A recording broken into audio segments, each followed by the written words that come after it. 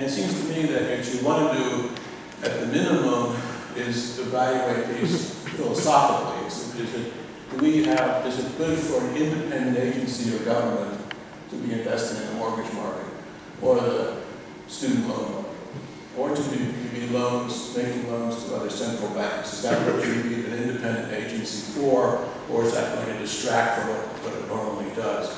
And I always think about actions like this as really closer to fiscal policy. If you want to help the mortgage market, you have a facility that is funds are voted by the Congress, the Parliament, whatever it happens to be, but not an independent agency who has the power to create money. But whatever that philosophically is, let's look at some of the evidence. Okay, so what I'm going to do here, first just maybe, that's a list, but maybe just take a look at the picture of the amounts of all this thing, all this stuff. Okay, so again, this is really impressionistic in many respects, but this is the Federal Reserve's balance sheet.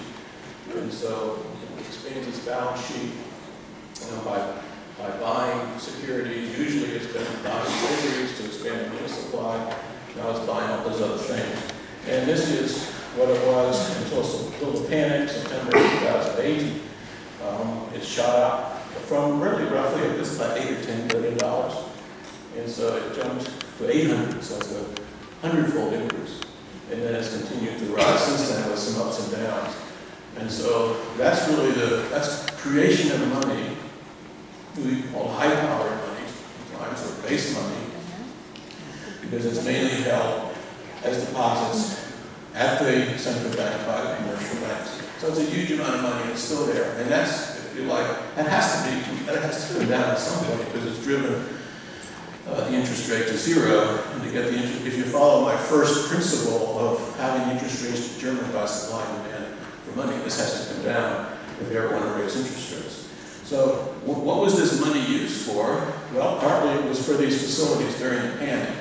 So the important thing to look at here is how during the panic, all these loans were made. This is the liquidity facilities.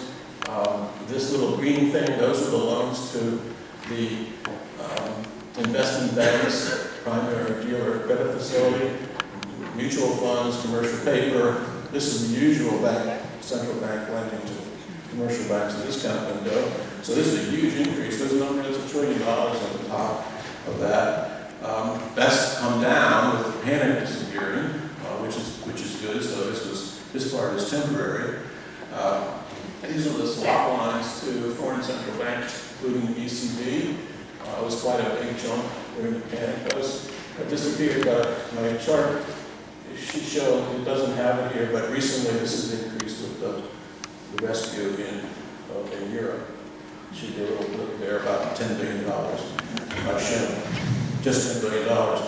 And then this is an interesting one. This is the amount that has been used to bail out the financial institutions, Bear Stearns, and AIG. So that's taken to 100 billion.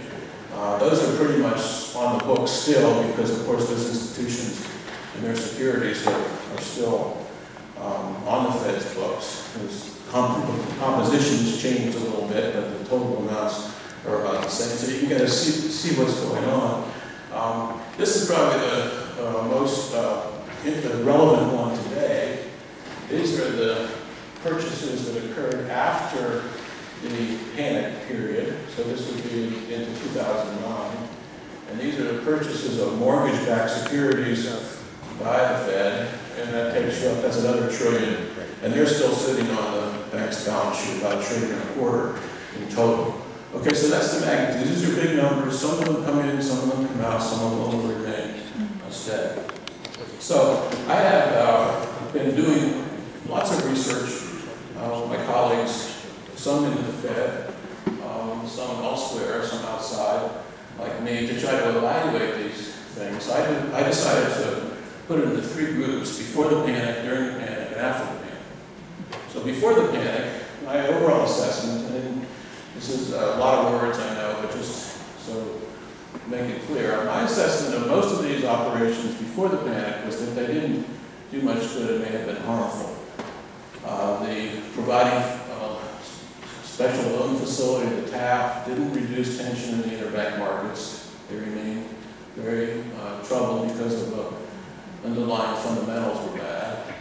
The bailout measures seemed to be very harmful because they were sort of on again, off again. Sometimes they were bailing, sometimes they were not. This fourth bullet says that the Fed's justification for bailing out Bear Stearns creditors was based on a certain clause of the Federal Reserve Act, happens to be called Section 13.3, but when they justified it, it made everybody think that they were going to bail everybody out, including Lehman Brothers, the way that was done. And then, but when Lehman Brothers occurred, that's this fifth bullet here, they were unsuccessful in getting private firms to rescue the firm, and so it surprised everybody by turning off the Fed's balance sheet in September. That week, it was a weekend, 13th and 14th of 2008. And then because of the reaction, it reopened its balance sheet to make loans to AIG, and then turned them off again, and we had a new program, the Troubled Asset Relief Program. So my event studies of what happened shows that this was not helpful, it was harmful. So my theme now is of these extraordinary things that they do any good. In this case, it seems to me they made things worse. And so this is the summary of that. I'll read it. The Fed's on and off again bailout measures were an integral part of a general, unpredictable, and confusing government response to the crisis, which, in my view, led to the panic. Okay, so that's my analysis for what it's worth. That's before the panic. So this wouldn't be the kind of thing you'd like to normally be doing based on my, this shouldn't be part of what you heard. But during the panic, the panic was a terrible period. It was a tough time to be in government, that's for sure, those of you who have studied these things. My sense is during the panic, the actions were generally helpful to stabilize things. You had, in particular, the commercial paper market and the money market fund interventions were, I think, helpful. It's hard to tell for sure because so many other things were going on at that same time. It was a very, very busy period. But just as this says, I think if you want to, best you can in terms of analyzing, these things really stopped, or helped stop, build up some confidence in a very difficult period at that time. Not to say that the whole deal was good, but it would be surprising if everything that was done was harmful, right? Doesn't make any sense. This, I think, was helpful. And then finally, after the panic, my overall assessment is that the additional actions, in particular buying the mortgage-backed securities, was harmful, or at least didn't do any good. And it didn't really change the interest rates on mortgages very much. And that's an econometric study that I've used to show that. I will describe it here. It's involved, so far it's the only study out there. The Fed has yet to do its studies, and it seems to show that it didn't really work very much. Now, the last point here is important because if it weren't for this mortgage-backed securities program, the Fed would almost already be back to its normal paradigm. So just to show you that picture again, that's the mortgage-backed securities purchases. Okay, so that's up to somewhat over $1 trillion, and that's the size of the Fed's balance sheet at this point. So if it weren't for this, we'd almost be back to in business again, unless things change. Okay, so that's my assessment. Now, a couple other things about these actions, and I call it the legacy problem, and why I think that I'm going to try to avoid this as much as possible in the future. I think they raise questions about central bank independence. I alluded to that already. They're really not monetary policy as normally conceived, which is just to keep the inflation rate stable and provide for overall macro stability.